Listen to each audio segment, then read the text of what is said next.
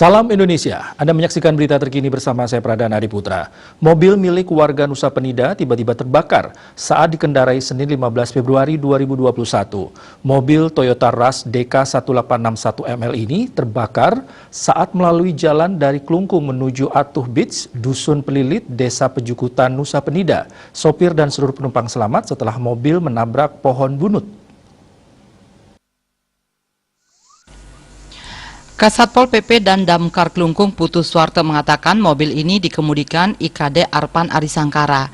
Saat itu korban asal dusun Jurang Patih, Desa Kutampi ini membawa 2 penumpang, antara lain Komang Diah Ratnasari, pegawai BUMN yang tinggal di perumahan Darmesabel Badung, serta Atihira Farina Putri asal Medan, seorang pilot pesawat pribadi Kandoran Glogor Utara Kebayoran Lama Jakarta Selatan, melintas di TKP pukul 13 WITA.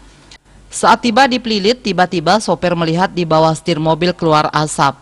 Semula asap tersebut dikira asap AC, namun saat turun dan belokan asap semakin banyak di depan dashboard. Dalam keadaan panik, korban banting setir ke kiri dan menabrak pohon bunut. Korban dan penumpang berusaha keluar untuk menyelamatkan diri. Beruntung mereka tidak ada yang sampai terbakar. Kapolsek Nusa Penida AKP Gede Sukadana menambahkan, saat kejadian rem mobil ini juga lolos alias blong, sehingga saat kejadian dia kehilangan kendali dan mobil langsung menghantam pohon bunut hingga ringsek bagian depan. Akibatnya bagian depan mobil ini langsung terbakar hingga menghanguskan bagian dalam mobil. Menurutnya ini murni karena adanya masalah teknis pada mobil.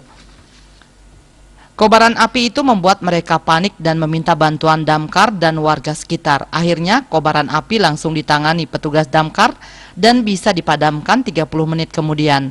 Akibat kejadian ini korban mengalami kerugian material senilai 280 juta rupiah. Bangkai mobil saat ini masih berada di TKP. Bagiarte Bali Pos melaporkan.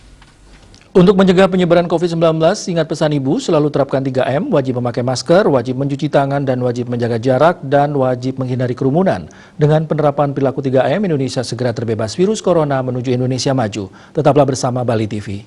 Salam Indonesia.